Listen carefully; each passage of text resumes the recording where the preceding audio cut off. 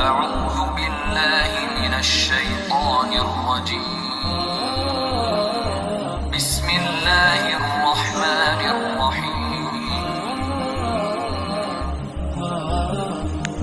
تم یہ سوچ رہے ہو نا کہ میں اتنی دعائیں کر رہا ہوں، اللہ سے مانگتا ہوں، مگر اب تک وہاں سے جواب نہ آ سکا۔ میں بالکل نہیں جانتی کہ تمہارے ایسے خیالات ہی آ رہے ہوں گے، تو یاد رکھو جس طرح تم اپنی زندگی کے ایک ایک معاملے کا حساب رکھتے ہو نا، اللہ بھی اپنے بندوں کے ایک ایک سجدے کا حساب، اس کی ایک ایک دعا کا حساب رکھتا ہے۔ ارے وہ تو ایک آنسو سے مانگی دعا نہیں بھولتا، پھر تمہیں کیسے بھول سکتا ہے؟ کیا تم جانتے ہو کہ یہ مشکلات اور یہ تکلیفیں زندگی میں آخر آتی کیوں ہیں؟ سنو، یہ دکھ جو ہے نا، اس کے پیچھے بڑی ریزنز ہوتی ہیں، ہم معصوم انسان کہاں جان پاتے ہیں۔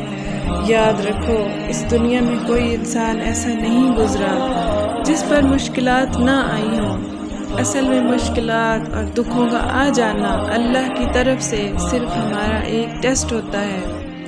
جان لو کہ یہاں کچھ بھی اچانک نہیں ہو رہا، اس کائنات میں پتا تک اس کی مرضی کے بغیر نہیں ہلتا۔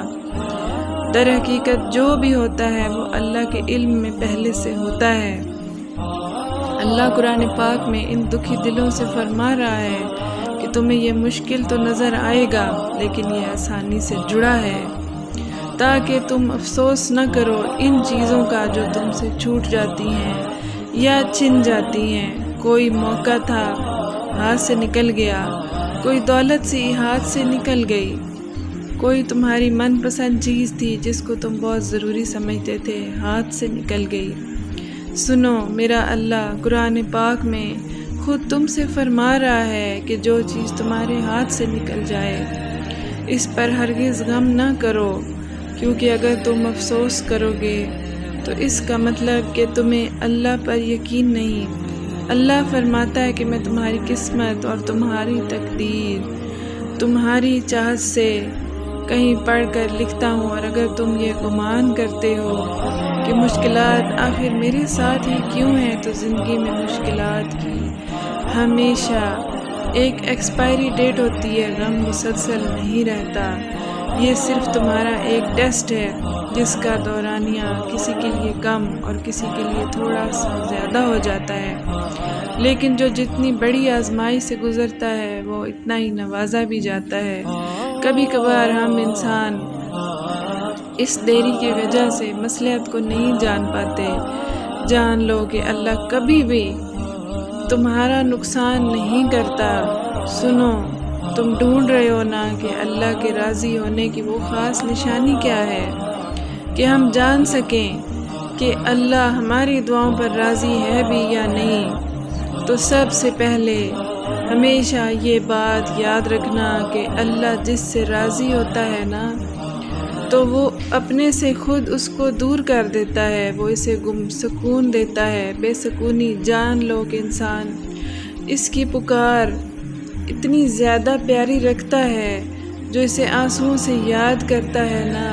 تمہیں پتہ ہے اللہ ایسے انسان کی پکار پر فوری کن کر دیتا ہے جو دکھوں میں اس کا شدت سے طلبگار رہتا ہے اور اس کی رحمت کا صبر سے انتظار کر رہا ہوتا ہے۔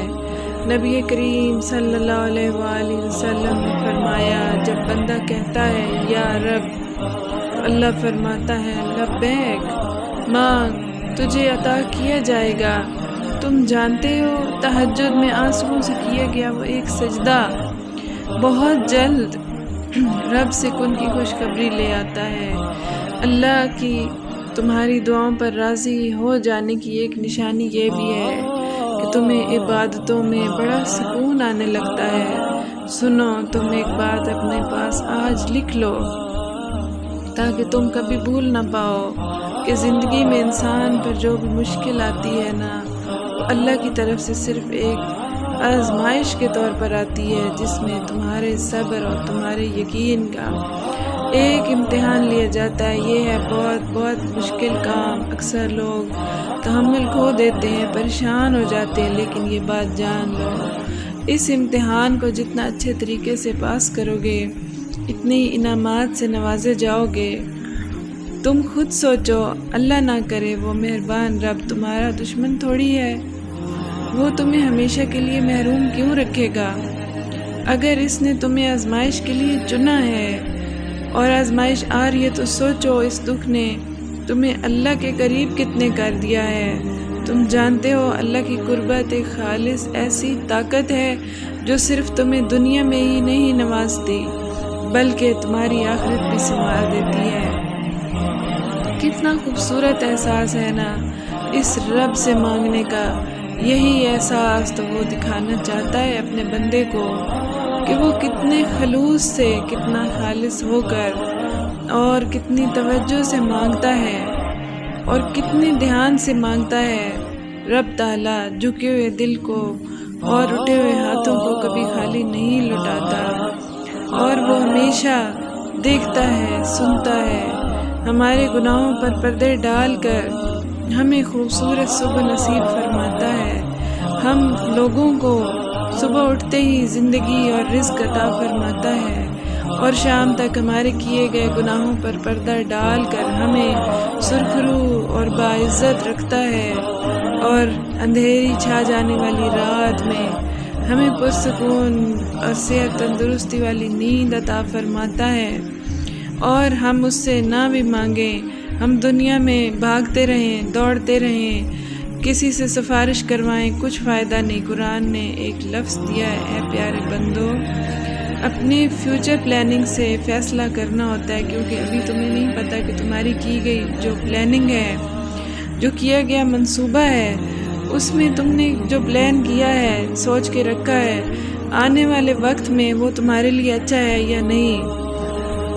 ہم جو مانگ رہے ہوتے ہیں، جس چیز کی طلب کر رہے ہوتے ہیں، چاہے وہ کوئی شخص ہو، کوئی ذات ہو، کوئی چیز ہو، کوئی مقام ہو، ہم اس کے لیے تگ و دو کرتے ہیں، سفارشیں ڈھونڈتے ہیں، پیسہ خرچ کرتے ہیں، لیکن باوضو ہو کر جائے نماز پر بیٹھ کر بہایا گیا ایک آنسو، اس رب تعالیٰ کے سامنے بہایا گیا ایک آنسو جو ہمیں ایک قطرے کی تلاش میں ہے، وہ ہمیں ایک سمندر عطا کر دیتا ہے، اور ہمیں وہ دیتا ہے جو ہمارے حق میں بہتر ہو، جس سے ہمیں فائدہ ہو سکتا ہے ہم جو مانگ رہے ہیں، جو ہمیں اچھا لگ رہا ہے، جس میں ہمیں کشش نظر آ رہی ہے، وہ ہمارے لیے سکون کا باعث نہ ہو، اذیت اور تکلیف کا باعث ہو۔ تو پیارے بہنوں اور بھائیوں جو بھی یہ ویڈیو دیکھ رہے ہیں، میں ان کے لیے تہ دل سے دعا گو ہوں کہ وہ جو بھی مانگ رہے ہیں، رب تعالیٰ ان دعاؤں میں خلوص پیدا کرے، رجوع قلب پیدا کرے، اور جو بھی مانگ رہے ہیں باری تعالیٰ جلد از جلد عطا فرما کر آپ کے دلوں کو سکون بخشے۔ اور پیاری بہنوں اور پیارے بھائیوں جو ہماری یہ ویڈیو دیکھ رہے ہیں، آپ بھی ہمیں اپنی دعاؤں میں، پرخلوص دعاؤں میں یاد رکھیے گا۔ پیارے دوستو، کبھی بھی کسی چیز کو اپنے اوپر اتنا حاوی نہ ہونے دو کہ وہ آپ کا جنون بن جائے۔ سجدے میں سر جھکا دو اور بھول جاؤ کہ ارد گرد کون ہے کون نہیں۔ اپنے سجدوں میں خلوص حاصل کرو، خلوص پاؤ، تاکہ اس سجدے میں مانگی گئی دعاؤں کو اذن کن کی طاقت بخش دی جائے۔ اس کے لیے ضروری نہیں، کوئی وقت مقررہ نہیں، جب دل چاہے حالت سجدہ میں رو کر مانگ لیا کرو۔ جزاک اللہ۔